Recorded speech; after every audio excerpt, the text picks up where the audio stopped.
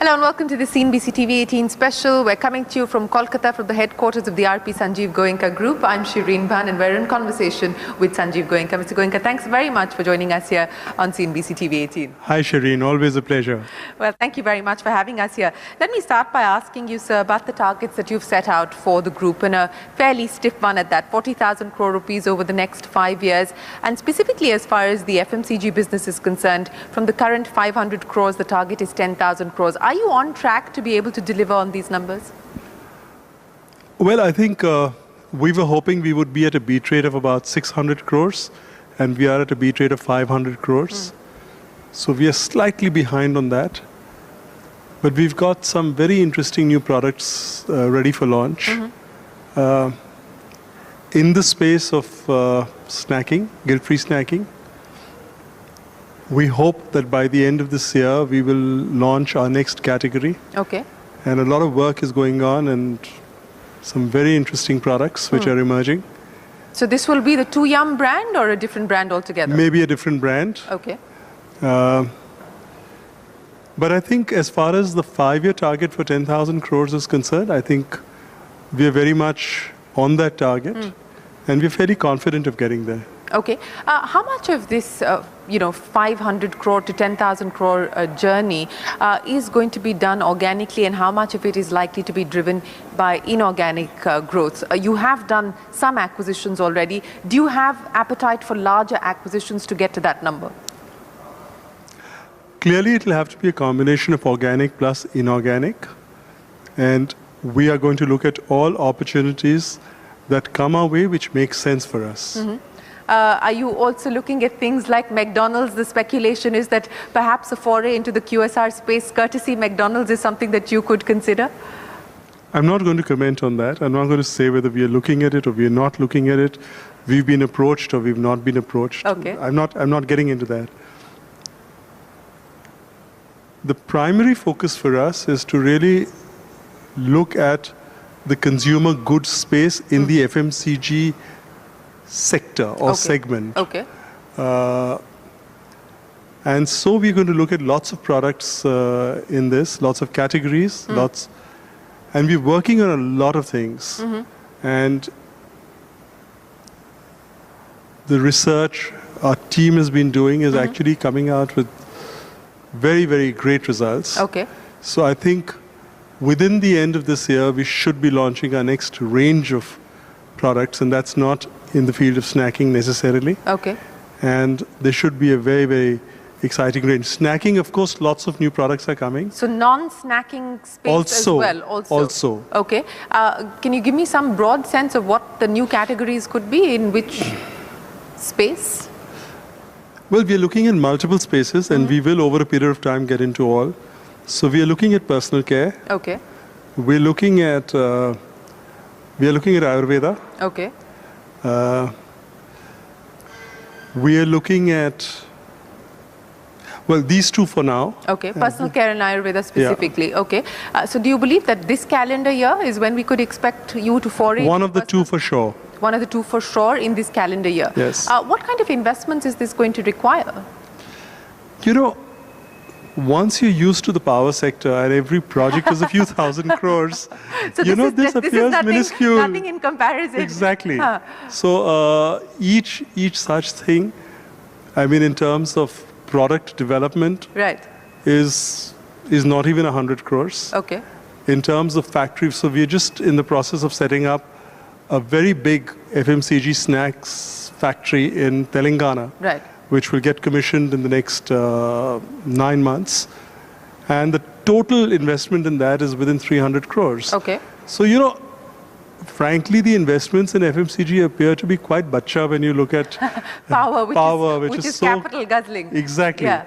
And then, of course, you have losses to finance. Right. And for the next 12, 18 months, you will have losses. But, the whole thing cumulatively is so much lower than capital-intensive industries. Okay. Just to a quick follow-up question on your foray into the personal care space. What gives you the confidence of being able to break through there? Because it's a highly commoditized and competitive market.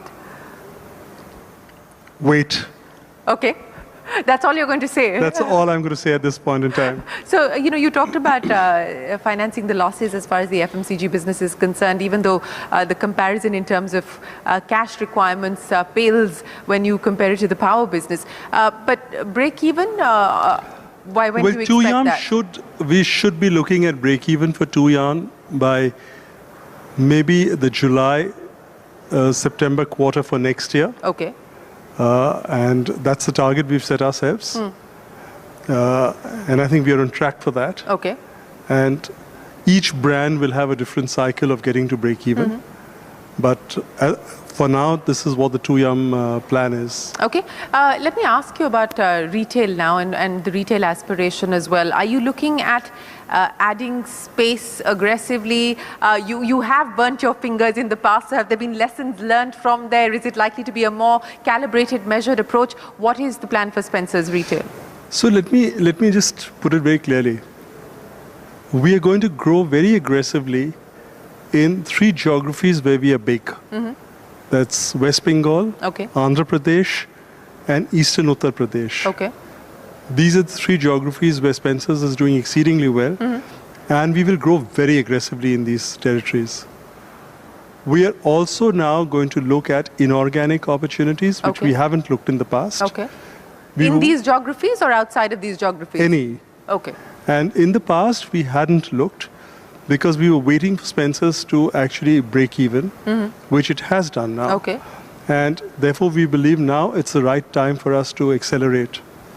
Okay, well, when you say it's the right time to accelerate, give me a sense of what we can expect in terms of how many square feet you hope to add and what the numbers are going to look like. Because I was just looking at the 3-year revenue CAGR. It's at about 7.5%. Industry is going faster than that. So on the back of acquisitions as well as this aggressive expansion that you've got lined up, how much do you intend to improve on this? I wouldn't like to really put a number specifically, but you will definitely see far more aggressive growth numbers. And as far as Spencer's is concerned, the focus will be on 4 things. Okay. One is adding square footage profitably. The 2 is a very strong focus on private label, which brings in much higher margins. Right. A very much stronger focus on apparel, which again brings in stronger margin. And the 4th thing is we will look at inorganic growth selectively, not stupidly, not for vanity, but yes, we will be looking at it and there are opportunities. So let me pick up on both those issues that you talked about. As far as your size is concerned, you're about 1.3 million square feet today, comparison to Reliance Retail at 21 million square feet, Future Retail 16, D-Mart 5.5, V-Mart 2. So there's a big distance to cover, so to speak. So do you see yourself expanding? We will expand, and we will expand aggressively. Okay. And you will see more and more area coming into play. There are properties that we've signed up which will actually fructify in the next 18 to 20 months. Hopefully there will be inorganic growth as well. Okay. And but what about the EBITDA per square foot performance? Because that as well would suggest at this point in time that you need to focus on operational improvements. We do. Absolutely. And what are the levers that you could exercise there? As I said, a higher focus on private label, where you make 35% margin as opposed to 18 or 20. A higher focus on apparel, where again you make 35% margin as opposed to 18 or 20. And higher square footage in our chosen geographies, because every bit of contribution that comes in will then go to the bottom line straight. Okay. So given everything that you've sort of spelt out for us, in terms of opening more stores, in terms of the kind of pipeline of stores that you're looking at over the next few years, because you've gone from 48 stores in 1995 to 300 in 2006, then you shut down stores from 2009, you're about 150 odd stores currently. So what's the store pipeline looking like? In terms of square footage, we've got, I think, 3 lakh plus square feet opening in this year. Okay. And another 2.5 to 3 lakhs in the next year. Okay. So that's already 50% over our existing base. And if you have an inorganic option, then that adds to it.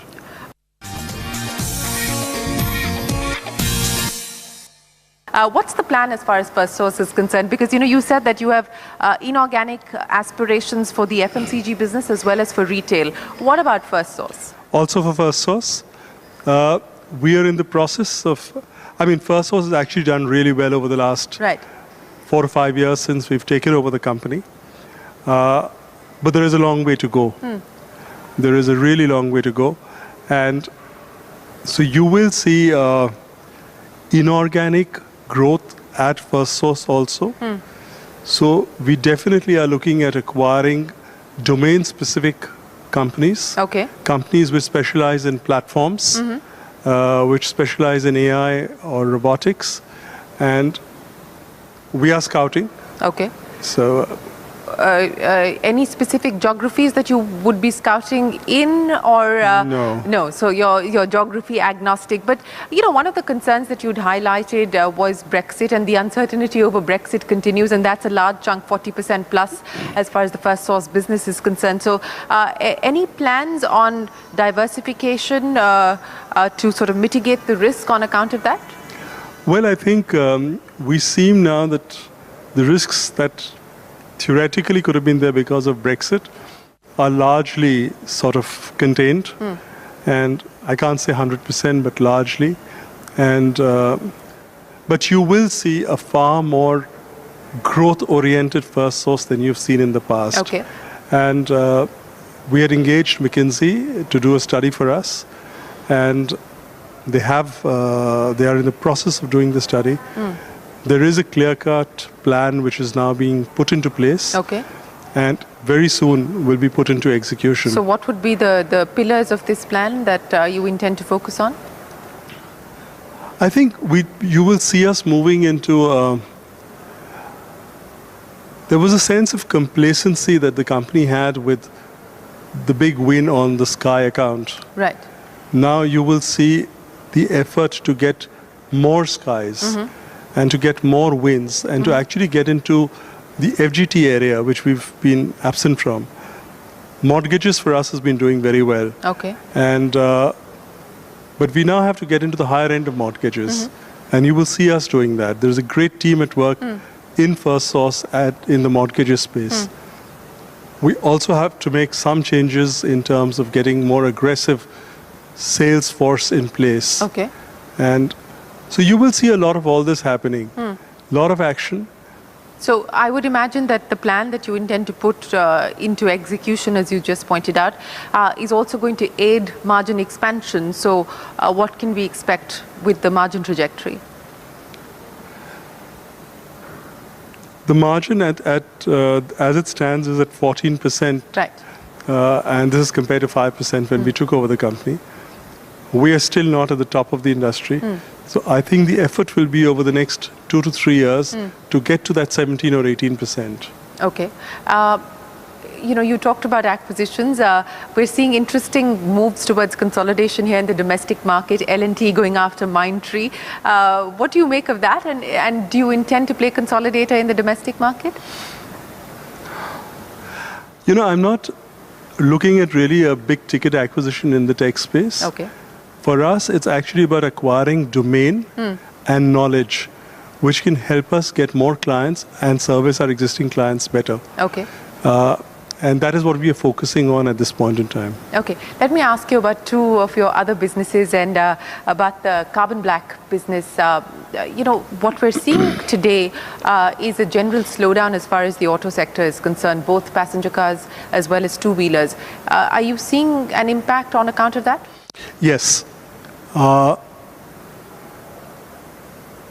There is a slight slowdown in the domestic automobile offtake for carbon black. Tires have slowed down, and therefore there is a natural reflection on that. But we are making up our volumes by higher exports. There will be an impact, a certain impact for sure.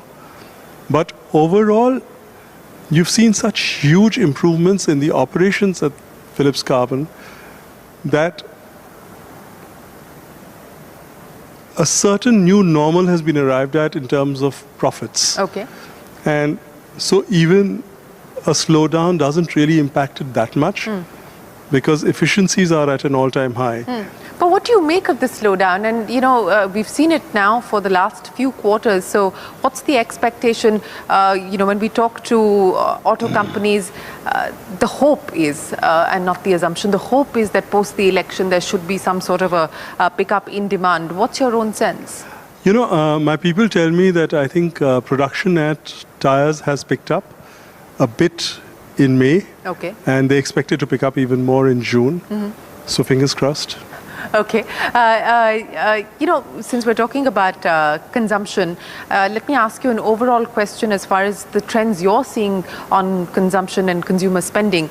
The sense one gets, again, if you look at sales numbers, is that there is a secular consumption slowdown. Are you seeing that as well across your businesses? Yes, we are. And discretionary or? Discretionary spending is definitely down. We're hoping that post-elections it picks up. How much has it been hit? Difficult to quantify, but clearly there is an impact. I think we are seeing that in FMCG sales. We're seeing that in offtake at our retail outlets.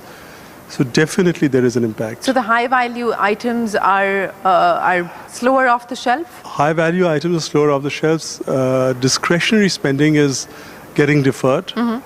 So, you know, I think, but hopefully after the elections, it should become better.